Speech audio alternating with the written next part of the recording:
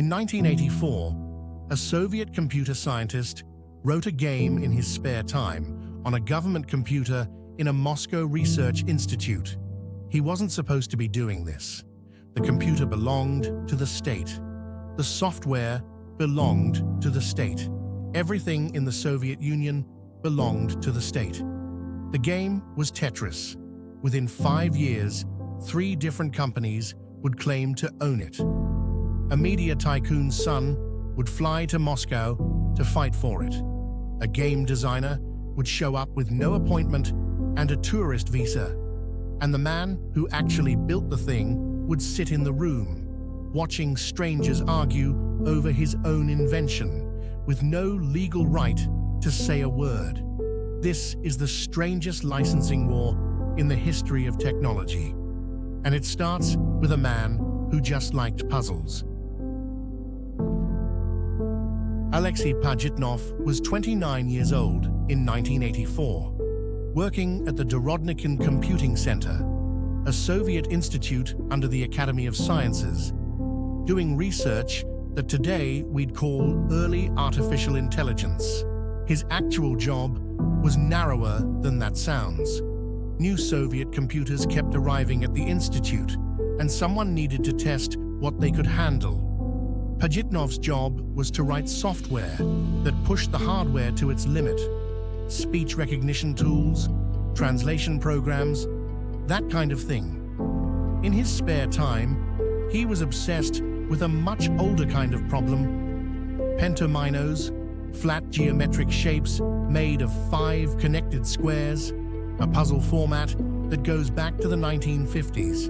He wondered what would happen if you simplified it, used shapes made of 4 squares instead of 5, and made them fall.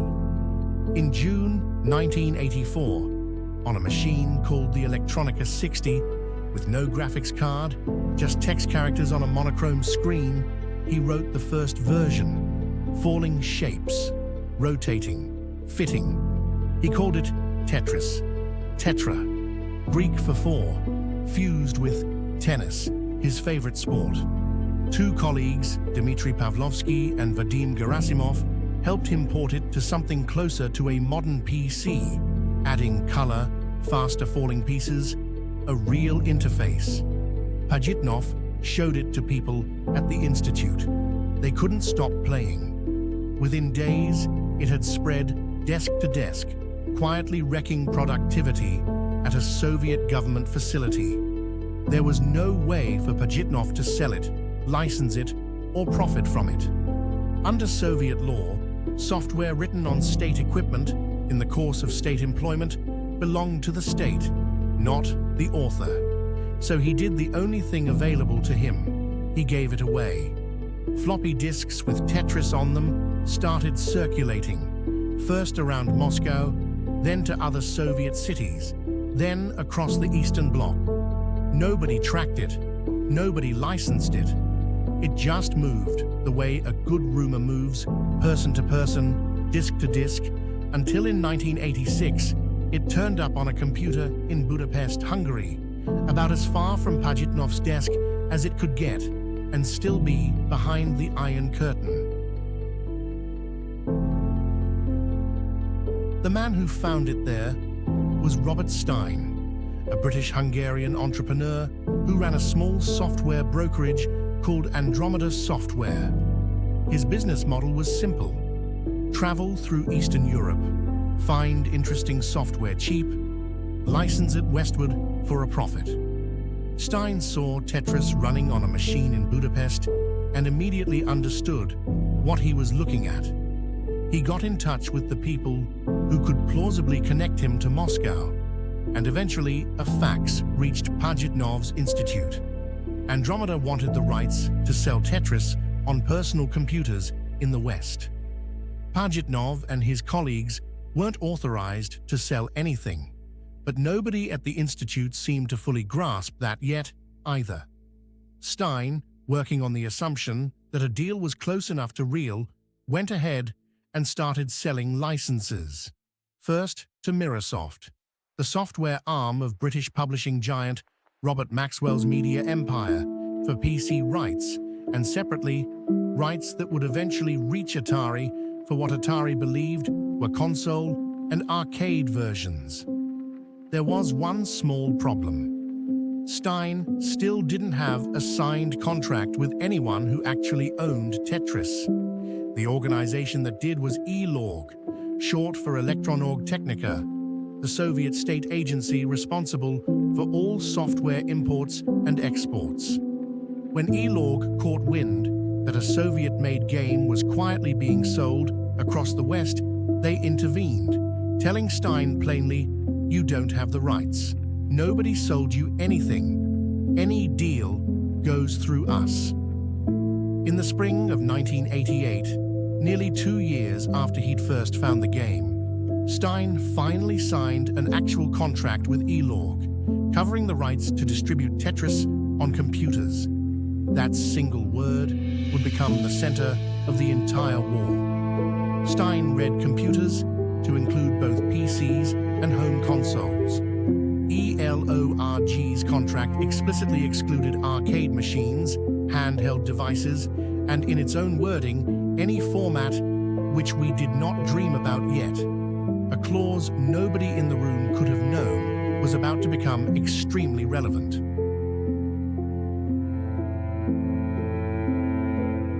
At the 1988 Consumer Electronics Show in Las Vegas, a Dutch-born game designer named Henk Rogers, who ran a small Japanese publishing company called Bulletproof Software, saw Tetris running on a demo screen and stopped walking. He played it once.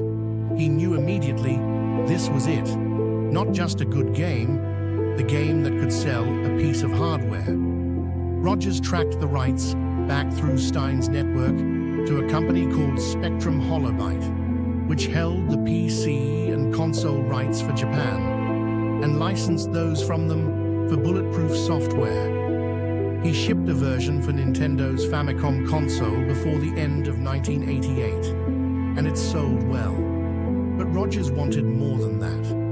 Nintendo was building a handheld device, the Game Boy, and Rogers became convinced Tetris was the one game that could make people want to own it. The problem was that nobody, not Stein, not Microsoft, not Atari, actually held the handheld rights to Tetris. Legally, those rights didn't exist yet. Nobody had bought them because nobody had thought to ask. Rogers pitched the idea to Nintendo directly. Company president Hiroshi Yamauchi agreed to back him. But first, Rogers needed to find out who, if anyone, actually controlled the rights he needed. And he'd learned enough about the tangle of prior deals to be nervous about trusting Stein's word for it. So he decided to go around everyone and ask ELORG himself.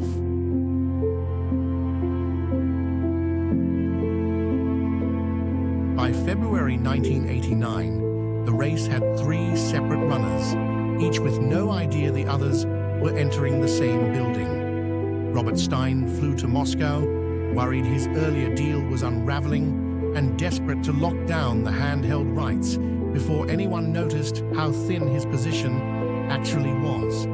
Kevin Maxwell, son of media tycoon Robert Maxwell and head of Microsoft, flew in separately. The Maxwell empire had existing relationships with Soviet officials built over years of publishing deals, and Kevin believed those connections would let Microsoft simply outmaneuver everyone else. And Henk Rogers flew in with no appointment, a tourist visa, and a Japanese copy of Tetris under his arm. He didn't know where ELORG's offices even were. He hired a translator and spent a day driving around Moscow before they found the building. He walked in unannounced and asked to see whoever was in charge.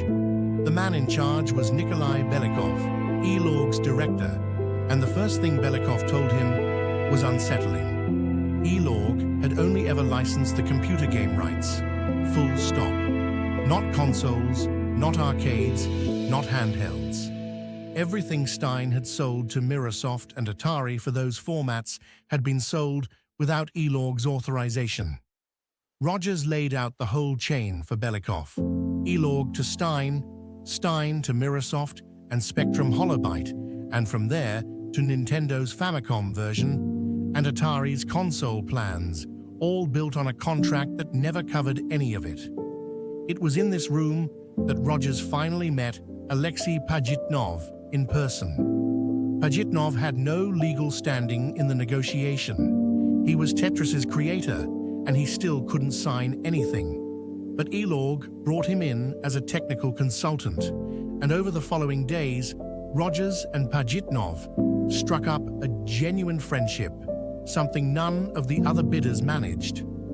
Belikov, now aware his agency's contract had been exploited, drew up a new agreement that defined formats explicitly: computer, console, arcade, and handheld, each spelled out separately, closing the loophole Stein had been quietly relying on. Rogers walked away from that trip with the handheld rights secured for Nintendo, and something bigger dropped in his lap almost by accident. Belikov, pleased with how straightforward the negotiation had been, asked Rogers to come back with an offer for the home console rights too. Rights Nintendo hadn't even realized were still up for grabs. Rogers flew home to Japan, brought the offer to Nintendo, and flew straight back to Moscow, this time with reinforcements. Nintendo of America's president, Minoru Arakawa, and its vice president and legal counsel, Howard Lincoln. They traveled quietly, without publicity, because Atari still believed it held the American console rights, and nobody wanted to tip them off before a deal was signed. Nintendo's written offer to ELORG was $5 million, plus a royalty per unit sold, for console and handheld rights combined. ELORG had given Microsoft a right of first refusal on any new terms. They sent Microsoft a telex with roughly a day to counter. No counteroffer came back in time. ELORG signed with Nintendo. To understand why Microsoft's counteroffer never landed, it helps to know what was happening inside the Maxwell empire at almost exactly the same time. Robert Maxwell was one of the most powerful media owners in Britain, controlling newspapers, publishing houses, and Microsoft itself. He was also, unknown to most people negotiating with his son, quietly and catastrophically raiding company pension funds to cover mounting debts across his businesses. A fraud that would become public only after his death in 1991, when he disappeared from his yacht off the Canary Islands under circumstances that were never fully resolved. None of the people in Moscow bidding against Kevin Maxwell knew any of that yet. What they experienced instead was a Microsoft that moved slowly, negotiated as if money were no object, and ultimately failed to respond to a one-day deadline that decided who would control one of the biggest entertainment products of the coming decade. Atari's console version, built on rights it never actually held, was quietly shelved. Microsoft's plans collapsed with it. The Game Boy launched in North America in the summer of 1989, bundled with Tetris instead of a conventional pack-in game, a decision Nintendo made deliberately, betting that a puzzle game would sell to people who'd never think of themselves as gamers at all. They were right. Nintendo sold roughly 35 million Game Boy units in the console's first year on the market, and for a huge number of buyers, Tetris was the only reason. For all of this, Alexey Pajitnov received nothing. Every dollar Tetris generated for a decade went first to the Soviet government, and then, after the USSR dissolved in 1991, to the new Russian state through ELORG's successor arrangements. The man who'd built the thing in his spare time in 1984 had no royalty agreement, no equity, no ownership stake at all. Rogers, by contrast, had become something rarer than a business partner, a genuine friend. In the years after the deal, he helped Pajitnov and his family relocate to the United States. In 1996, the rights to Tetris finally reverted to Pajitnov personally, 12 years after he wrote the first version on that Electronica 60. That same year, he and Henk Rogers founded the Tetris company together, finally putting licensing control for the game in the hands of the person who actually made it. By then, Tetris had already been ported to dozens of systems, built and rebuilt by companies who never paid its creator a cent, and its cultural footprint was already impossible to undo. The numbers, even now, are hard to hold in your head all at once. Tetris has been released on more than 65 different platforms and systems, more than almost any other video game in history. Total sales across every version are estimated well past 500 million copies, and the mobile version alone has been downloaded over 100 million times.